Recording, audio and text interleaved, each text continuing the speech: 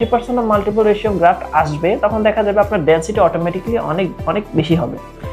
এবং এই বিগ এফইউ টেকনিকে আমরা এই গ্রাফটা পাঞ্চ করে তুলে যে সলিউশনে রাখি সেটাকে বলবো হাইপোথার্মাল সলিউশন। এই হাইপোথার্মাল সলিউশনের মূল বিশেষত্ব হচ্ছে আমরা সচরাচর দেখবেন organ transplant, kidney transplant, heart transplant করে থাকি। এই হার্ট ট্রান্সপ্ল্যান্ট, কিডনি ট্রান্সপ্ল্যান্টের এই অর্গানটাকে একটা সলিউশনে রাখতে দেখেছেন, সেই সলিউশনের নাম হচ্ছে হাইপোথার্মাল সলিউশন। এই হাইপোথার্মাল সলিউশন সেম এই সলিউশনের মধ্যে আমরা আপনার গ্রাফটা রাখবো।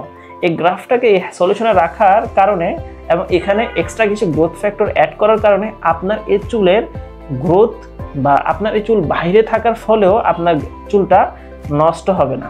এবং এই চুলটা আমরা উইথিন শর্ট টাইমের মধ্যে প্রতিস্থাপন করব। অর্থাৎ আমরা বিগ এফইউ টেকনিকের ক্ষেত্রে 1000, 1500 সর্বোচ্চ হলে 1500 গ্রাফট তুলে এবং সেটাকে সাথে সাথে প্রতিস্থাপন করি, যার কারণে 2 থেকে 2.5 ঘন্টার ভেতর আপনার গ্রাফটা তোলা হয় এবং প্রতিস্থাপন করা হয়, যার কারণে বাইরে সর্বোচ্চ আপনার 2 থেকে 2.5 ঘন্টাই থাকে। এবং 2 থেকে 2.5 ঘন্টা হাইপোথার্মাল সলিউশনে থাকার কারণে আপনার গ্রাফ নষ্ট হয়ে যাওয়ার সম্ভাবনা খুবই কম থাকে।